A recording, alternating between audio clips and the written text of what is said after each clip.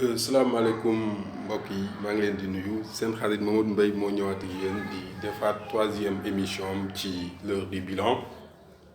Aujourd'hui maa ngi ñëw ci un point boo xam ni c'est d'actualité, c'est le parrainage. Lan mooy parrainage? Parrainage mooy élection présidentielle bala nga cee nekk candidat bu njëkkoon da ngay bokk ci parti politique mu def congrès investir la mais su fekkee bokkoo ci parti politique. da ngay ut 10 000 signatures loolu moom mos a am ci Sénégal 10 000 signatures maanaam da ngay fexe ba juróom-benni région Sénégal région bu nekk nga am fa juróomi téeméeru signature maanaam ñu xam ni dañ ni kii day bëgg nañu mu nekk président de la République nangu nañ ko jàppale pour mu nekk candidat loolu moom mos a am ba ci constitution bi ñu nekk ba fii ñu may wax ak yéen léegi nag lan moo tax ñu indi parrainage citoyen maanaam bu njëkk 10 000 signatures yi parti soo bokkee ci parti politique doo ci bokk da ngay ñëw rek présenté wu pour nga mën a indi 10 000 signatures il fallait nga nekk candidature indépendante. Candidature indépendante mooy koo xam ni bokkul ci benn parti dafa ñëw rek bëgg a nekk président de la république parce que nekk président de la république war na képp kuy sénégalais parce que soo remplir conditions yi mën nga nekk président de la république donc mënuñu ko tere kenn mais li tax nag ñu indi parrainage bii nii. nga xam ni moom lañ tuddee parrainage citoyen nga xam ni ñépp ci bokk yem léegi amatul ñu beddi société candidature civile yi rek maanaam nit ku amul parti yow rek yaay wut ay signature léegi loolu lañ bëgg dindi ñépp bokk ci yem loolu mooy lan mooy que bala ngaa nekk candidature président de la république il faut que nga am 1% ci inscrits yi maanaam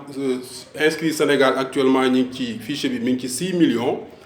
ñu ni la ci téeméeru sénégalais bu nekk pour nga nekk candidature il faut nga am benn sénégalais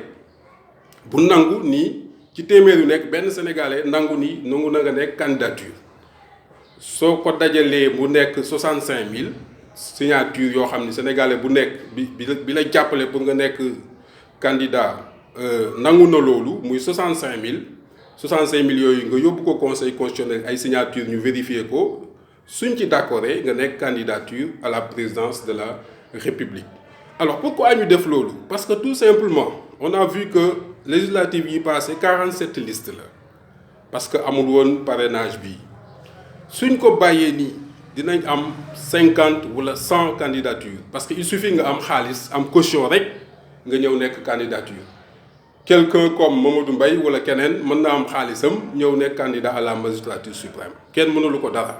donc supposons ñu am 50 listes lan mooy am wala 100 listes soo ñëwee di voter ñaata nit ñooy voter ci jour bi gis nañu législative yi niñ mujj def ni 5 rek ngay jël bàyyi yi ci des loolu c'était pas juste looloo tax ñu ni léegi pour éviter ay candidatures fantaisistes mooy koo xam ne daal moom am na xaalisam ñëw rek ni candidat à la présidence la ñëw dugal caution nekk candidat bañ am ci 50 loolu dafay nasaxal démocratie sa démocratie nag waxuñu lu la neex def démocratie dafa am ay yoon dafa am régulation de la démocratie et appartient au président de la république de réguler la démocratie sénégalaise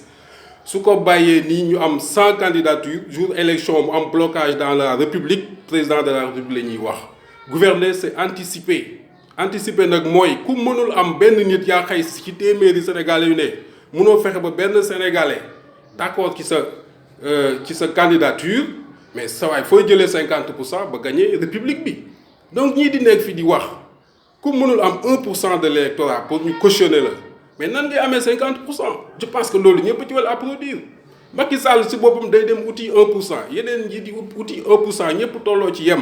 mais loolu amul luñ ci wax je pense bien. parce que tout simplement wóoluwuñu seen bopp opposition bi soo wóoloo sa bopp 1% waru laa jaaxal 1% de l'électorat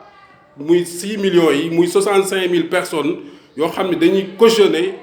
parrainer sa candidature loolu warul jaaxal un candidat sérieux si tu es sérieux tu es sûr de gagner nga war a am 50% plus 1 je pense que 1% waru laa jaaxal. donc loolu c'est une régulation boo xam ni dafa war ci Sénégal am na Mali si boppam foofu député yi il faut nga am un certain nombre de députés pour nga mën a nekk candidature aux États-Unis dañuy def ay primaires mais Sénégal c'est le laisser aller laisser faire chacun veut être président de la République gis nañ fi ay candidatures yoo xam suñ paree su élection yi jeexee duñ am sax 1%. loolu nag il faut que ça arrête parce que la démocratie obéit à des normes. La démocratie, ce n'est pas l'anarchie. La démocratie, c'est le respect des normes. Et la démocratie, c'est la régulation de la société. Vous voyez, la société tendre vers l'anarchie, vers le désordre. Trop de démocratie tue la démocratie. Loolu aussi, je pense que ñun ñëpp war nañ ci bàyyi xel xam ne li président di def njariñ la pour ñëpp moom si boppam day dem uti ay signature kon da ñeneen ñi dem uti ay signature loolu daal doon apporté tey di leen sant bu baax di leen gërëm di leen jox rendez-vous ci émission numéro 4 bi incha allah merci beaucoup.